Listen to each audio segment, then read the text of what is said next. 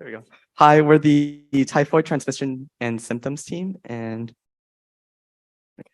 so typhoid is a gram-negative bacteria. It's the bacteria Salmonella typhi, and it causes around 21.6 million cases per year and causes around 216,000 to 600,000 deaths. It's primarily prevalent in areas with poor sanitation and hygiene. And our manual aims to educate people about the transmission and symptoms of typhoid fever.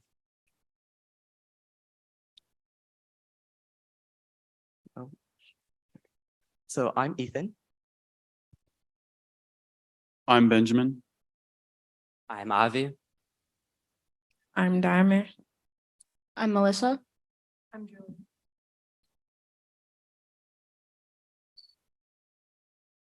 So for etiology and risk factors, so as we stated, the bacteria is Salmonella typhi. Major risk factors for typhoid, of course, poor sanitation. And most of these are factors that Nigeria, especially Bauchi State, Nigeria, suffer from. So poor sanitation, so trash, dirty water, and then also soil contamination with sewage. This will be caused from poor irrigation. So trash is blocking the irrigation, so water cannot go down, and it just leads to a lot of trash and sewage, which can lead to growth of bacteria. And then also contamination of water. So this is the main one of how typhoid fever is contracted through ingestion of dirty water. And then also open defecation and urination. So this is peeing and pooping in the streets, which is very common in Bauchi State, Nigeria, where people just poop in the streets, and it leads to a lot of bacteria since typhoid fever is caused by fecal matter. And then also low personal hygiene. A lot of people do not wash their hands. They don't do many things. They drink dirty water. They don't bother educating themselves about certain risk factors about typhoid fever. And then also summer months like July through September, where it's most humid and hot in Nigeria. It's a breeding ground for typhoid fever, which is a bacteria, and also health ignorance, where people choose to disregard different ways to prevent this or treat it. And then also the tropical climates in between the two tropics near the equator. Nigeria sits with high temperatures, lots of humidity, and bacteria tends to grow faster and at larger rates in humidity. And then also global warming and low elevation. So to expand on global warming and low elevation, the reason those are risk factors is because they increase the risk for flooding, and flooding increases the risk of contaminated water, which is where Salmonella typhi thrives. So typhoid fever is transmitted fecal-orally because the Salmonella typhi bacteria is it resides in the fecal matter of infected persons. And it infects other people through hand-to-mouth transmission. So when someone with typhoid fever goes to the restroom and doesn't wash their hands, and they prepare food or they touch someone else's hands, and those people bring their hands to their mouths, they ingest some of that bacteria, and that's how typhoid fever is spread. It's also found in sewage and primarily in contaminated food and water.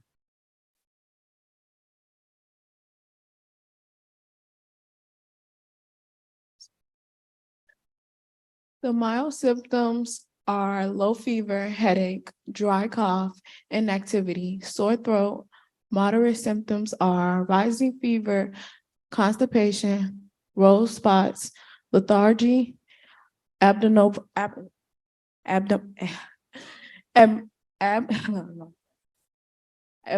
pain. I'm sorry.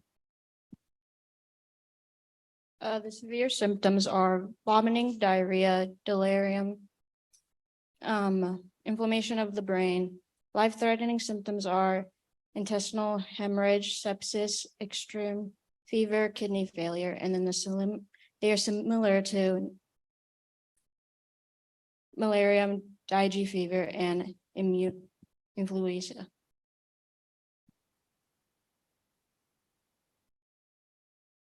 So high-risk areas and population.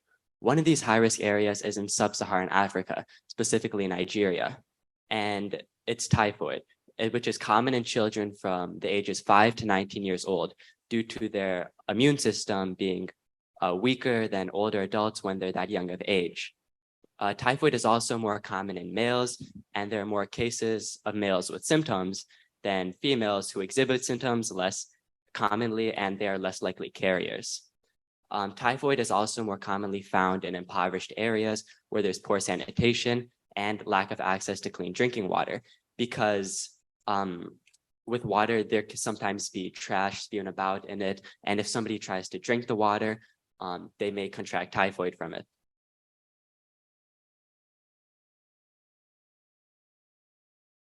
For the impact on health and society, sanitation is a major problem because a lot of these structures, the food and water is not decontaminated, it's not clean. And this is due to a lack of funding, and health professionals aren't properly trained, they're understaffed. Then overall, it's because of the lack of accountability that the government needs to take, and corruption involved. So we created 2 workshops, first of which is for typhoid fever, mainly transmission. That's going to be visualizing contamination. So that's going to be a fun and engaging activity where children especially can see how typhoid fever is not always visible. Even though it's there, it's not always visible, and we're going to show that. And then also the second one is typhoid causes. That's also going to be a fun and engaging game that children can play, similar to Simon Says, where they can interact with each other. And there's also a pamphlet with common symptoms on the back.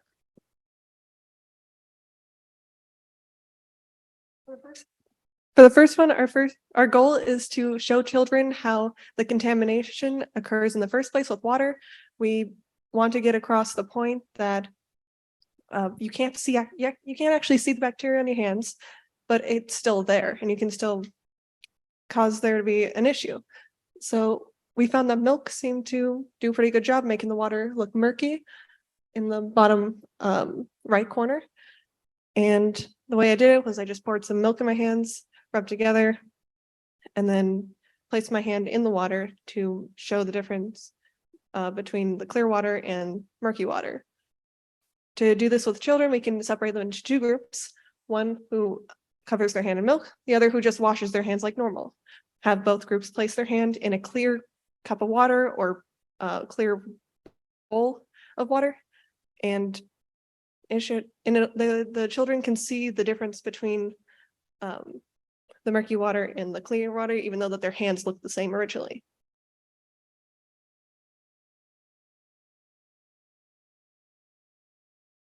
So our second workshop, typhoid causes. This starts out with the first rule as being all kids will stand in a circle. Then one of these kids who's standing in the circle will be named typhoid. And whatever typhoid says, everybody else in the circle has to copy. If somebody in the circle does not copy this, they are out.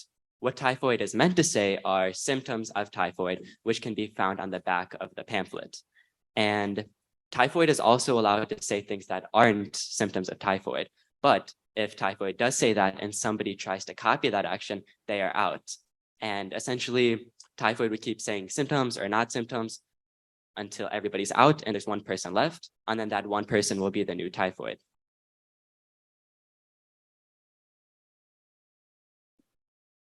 You have the flyers in front of you. There is one in Hausa and one in English. The first photo on the screen is the rules, which is the front of the flyer, and the back of the flyer is the symptoms, which is the second photo. It is very colorful and has multiple photos so that the children are more engaged in them.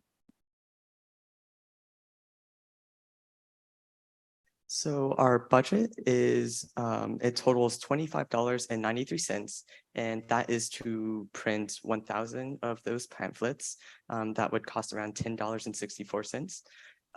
50 cups would cost $4.62, and 2 gallons of water would cost $10.67.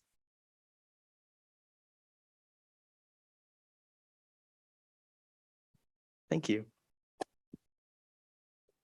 Trim 4, that was a nice one. Typhoid fever, transmission and symptoms. Wonderful presentation by all and quite captivating and interesting games, especially looking at the visualization because people need to be aware. Either food or water doesn't have to be visually dirty or unpleasant for you to have it contaminated, especially with Salmonella typhi. Two issues. Your age group, the high risk age group is 5 to 19, right? I'm not sure you've captured that in your game plan. So you need to add that just to be sure, because whenever you have an intervention, it's unlikely if you're going to capture everybody. So to make more impact, target the high risk group. And for you, it's specified, and you've mentioned that 5 to 19. So go to the last picture on, again, not this one, yeah. So, Rauni, I like that you use the Hausa language and translate this, very nice. But in Hausa, Rauni means wound. Do you get me? And again, typhoid rust spots is almost non-existent in blacks. And almost all of the people in Bauchi are blacks. So just to ease your work, delete rust spots is not seen in blacks. It's mainly whites and Caucasian. So I think those are my only two comments. Okay, thank you guys and congratulations.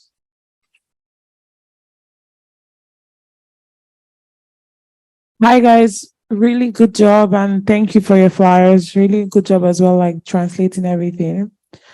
So when you guys were explaining the symptoms, you just read the list of symptoms. There were like, I don't know, maybe like 20 symptoms on that page.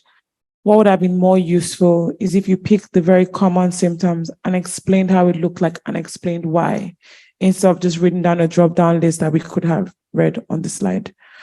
Secondly, there was a slide about the impact on the health and society. I mean, I think you presented very well, but I think this question is in general, maybe for your team leader as well.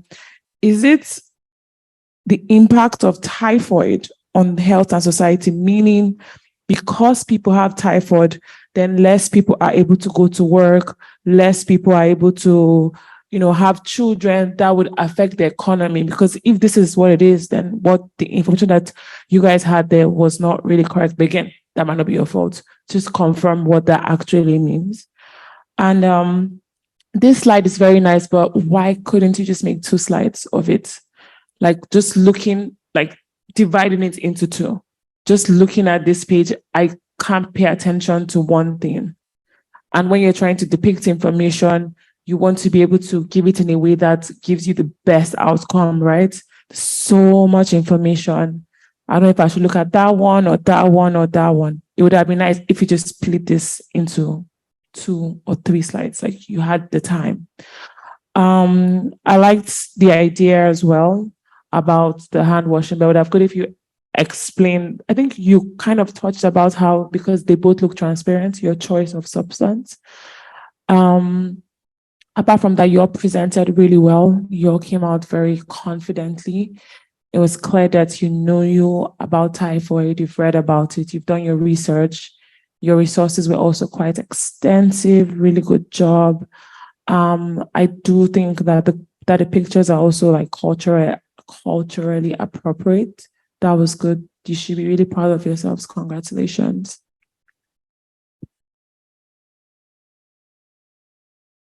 Thank you so much, the Typhoid Transmission and Symptoms Group. Dr. Jallo and Dr. Angel have said a majority of what needs to be said. I love the picture of the high-risk population where you use an actual picture. This just buttresses what I said in the previous presentation, that stagnant water is, for example, what you guys just projected. That was very good. But I have just one little issue. This game, you guys are trying to portray milk as a contaminant. Why couldn't you, couldn't you have used like a color, maybe red color or something else, rather than making a food item look not look bad, but in the eyes of a child, now he might think, oh, now milk is bad because milk contaminates water. So you should have used something non-edible, okay, or a color or something, okay? Anything could contaminate water, but milk, you're trying to encourage a child to actually consume milk. So by passing this information, it might look like milk shouldn't be edible because it contaminates water. This is just me thinking as a child. Okay. The Hausa translation was okay. It says a lot about your hard work, that you are thinking about the population that you're targeting. Okay. Overall, it was a wonderful presentation. You guys did really well. And yeah, okay. Thank you. I mean, for me, I think the activity, right? I think we discussed this as well. You didn't need to say what it was. The whole point was to choose a transparent liquid that when you look at your hands, the hands look like there's no bacteria. Then when you wash it, you're not like, oh, wow, meaning that we're going around with bacteria and we don't know. So it would have been nice if you translated that message appropriately, which would have been nice. But Aisha also got a very good point. Maybe instead of wasting edible things, maybe we could have thought about things like maybe mixing powder and water could have had that same effect. But you don't want them to know what this is and what that is. You just want to show that you're walking around with dirty hands. Does that make sense? Okay. Sorry, just for legal issues. Let's go to that picture of milk. If I got it right, not okay. I think this is a particular brand. So if you can use the one with no mark or anything, it'll be much better because can get us into trouble. Okay. And then the last one on the symptoms translation again, sorry. Okay, the first one, I like that. Am I doing alone with serve, okay? Not the first, it doesn't have to be a press. The last word is okay, it's good enough. Okay, thank you guys, congratulations and well done.